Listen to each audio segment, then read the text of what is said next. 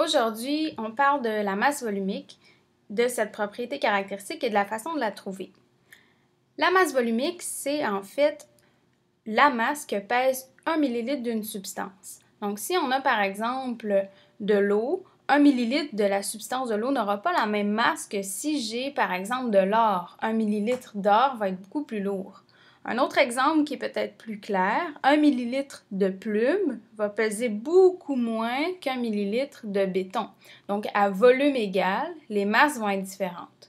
La masse volumique, en fait, permet de comparer des substances qui sont différentes, en fait, avec un ratio qui est pareil. Ça veut dire que si je fais juste comparer la masse de deux substances, mais que leur volume est différent, je n'aurai pas une bonne comparaison.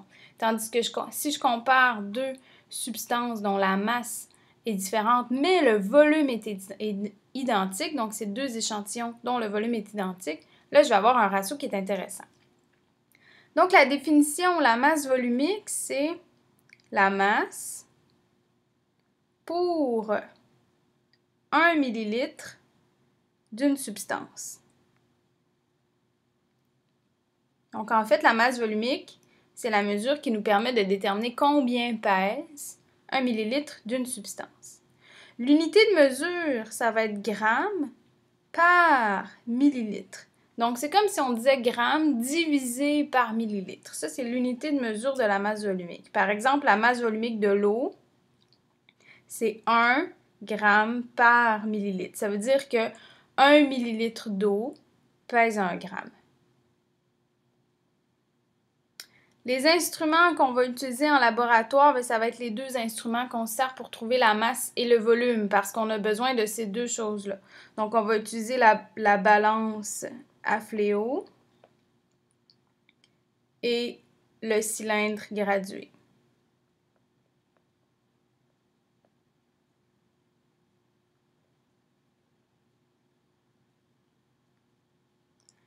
On dit que la masse volumique est une propriété caractéristique.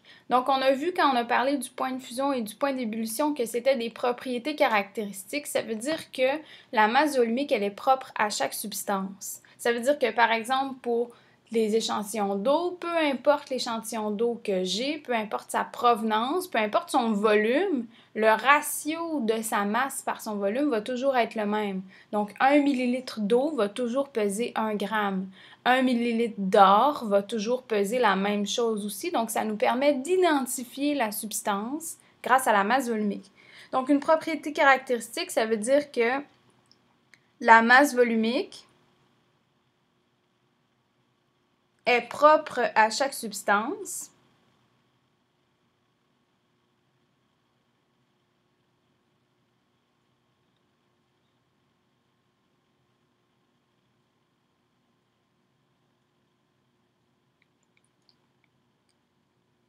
Et elle permet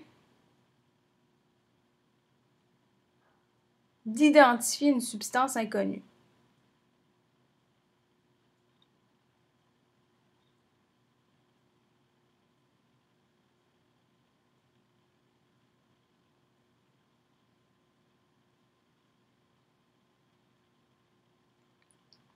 Donc, la formule à utiliser pour trouver la masse volumique, ça va être la masse de notre échantillon divisé par le volume de notre échantillon qui donne la masse volumique.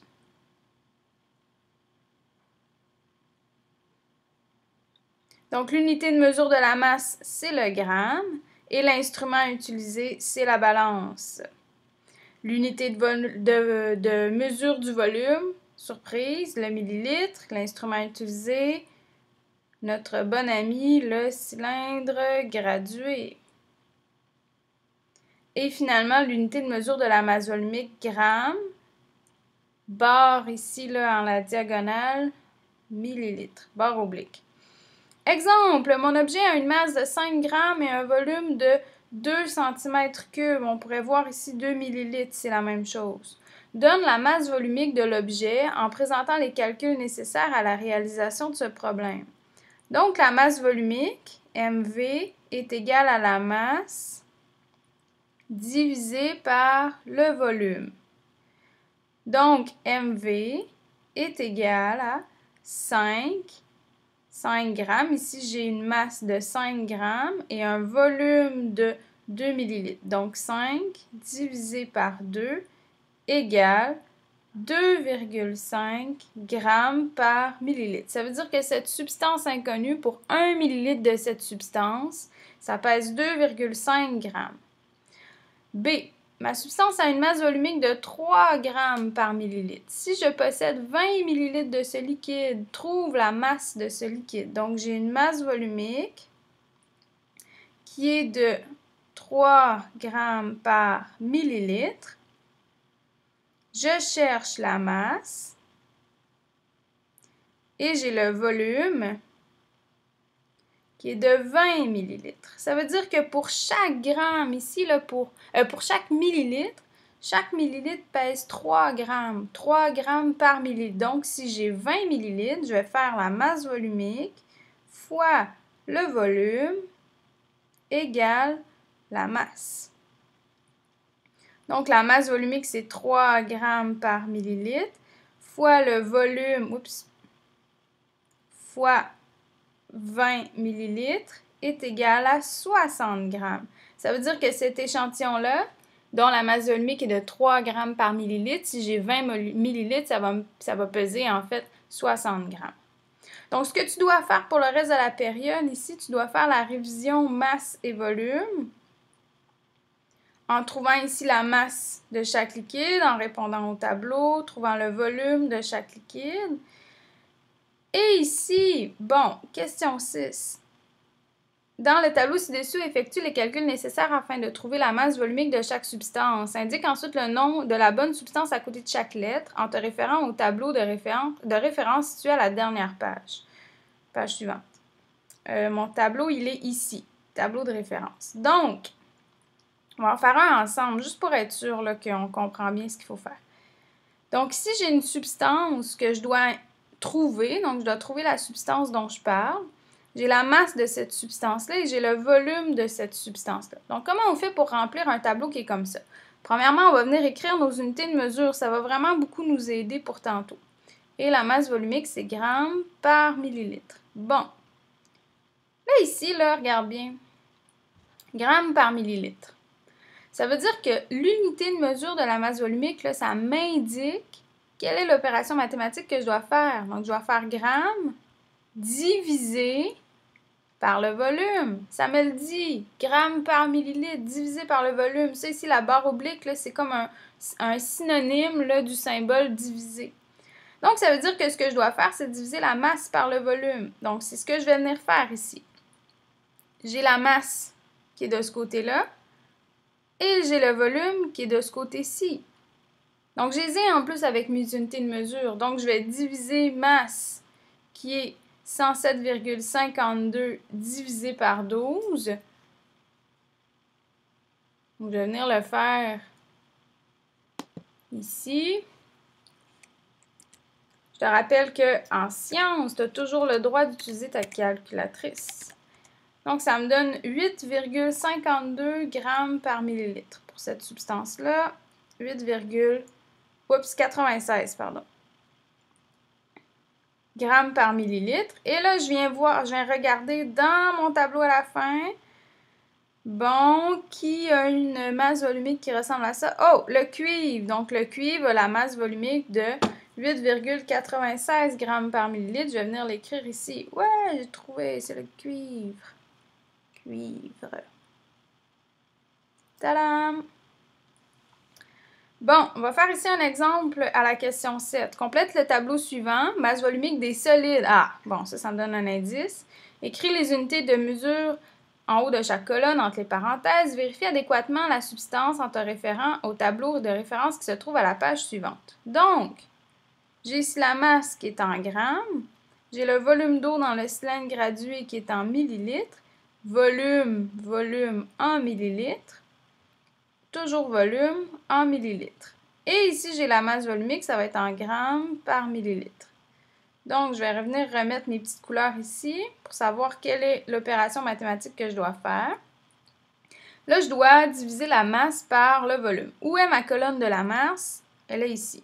Donc, je dois diviser cette colonne-là. Et là, les colonnes de volume, là, j'en ai 3. j'ai volume d'eau dans le cylindre gradué, volume d'eau dans le cylindre gradué avec le solide et volume du solide. C'est laquelle que ça me prendrait? Ben oui, c'est ça, ça me prendrait le volume du solide. Là, je ne veux pas savoir le volume d'eau. Moi, je veux trouver le volume, la masse volumique de mon solide. Donc, je vais prendre cette colonne-là. Donc, ce que je dois faire, c'est diviser cette colonne-là par cette colonne-là. C'est ça mon opération mathématique. Donc, ici, 32,4, je dois... Bon, wow, là, j'ai rien ici. Alors, quel est le volume de mon solide? J'avais 30 ml dans le cylindre gradué avec mon solide.